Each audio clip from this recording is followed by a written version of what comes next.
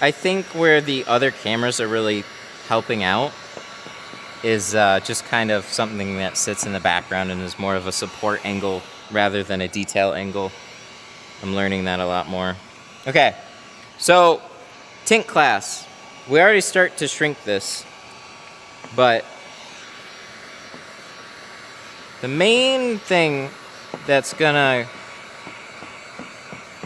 hang you up is top corners, right? So top corners is usually where the most tint is, kind of like where they put the biggest curve up there, so it starts to bunch up. So I'm making this look pretty straightforward right now, but like, okay, that doesn't help explain it. What did we do? What did we do that made it all just kind of lay down and look easy? Let's go over to the other side and we'll talk about it a little bit. So the first thing is you want your film to be like evenly split, and where it looks like there's an even amount to shrink up here and an even amount to shrink down there. That usually means the dead center of the glass. But sometimes it can mean curving it up a little bit, curving it down. Is the heat gun on highest setting? Yes, all the time. Always turn your heat gun all the way up, all the time. You vary your heat by getting farther or closer. That's how you manage your heat. So I've got this little wrinkle here, and I've got a bunch of stuff. So we need to make things organized. So what most people will tell you is just do what is called an H pattern. So that basically means flat line here, up, down, and then you do the same thing on the other side. Just up, just down. So what a lot of people do, a lot of new people do, is they will fix their H pattern all the way here and try and shrink all this shit right here.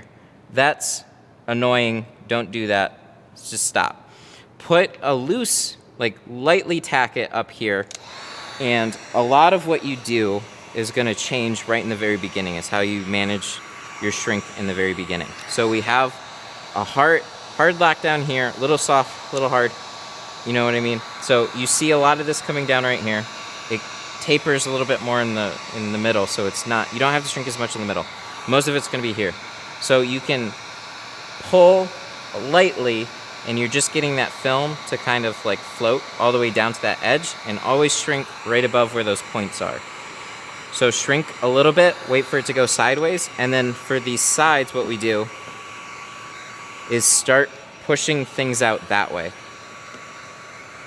So move everything up together, and then take your card and just move some of this out sideways, and when you shrink it in the middle, it starts to make that little like basically upside down smiley.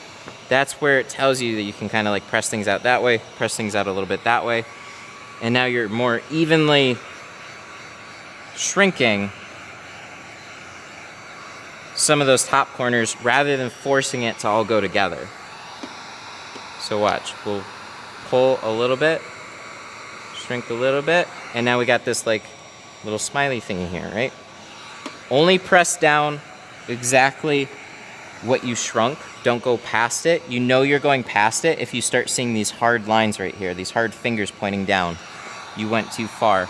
Pull the film back, shrink some of those down, then everything will be better. Every window is going to be curved a little different. Some are just going to be a pain in the ass, and that's just the way it is. But if you start earlier on, shrink, get that little bit of a U, press up this way, kind of coast it up, shrink, and before you know it, you'll be at the top, and everything will be even. Similar for the bottom, but it's a little bit more spread out, so those points aren't going to be as much. But same thing kind of applies. It's like you wait for it to go sideways, you have a little bit of a U shape, shrink, and press down.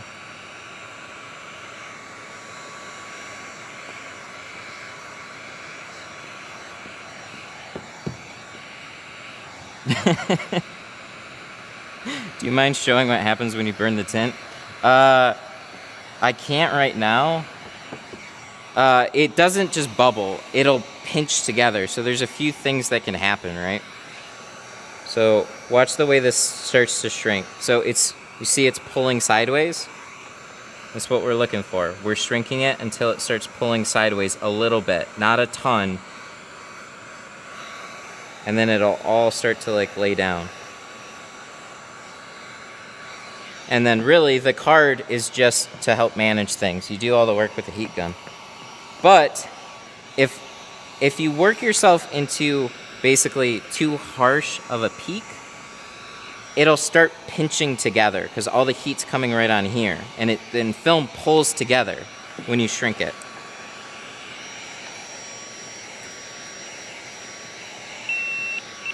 No!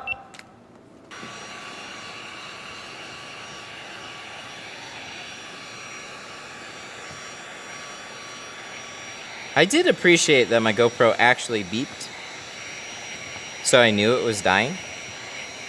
But it doesn't give me a warning beep. There's nothing I can do to make it give me a warning beep.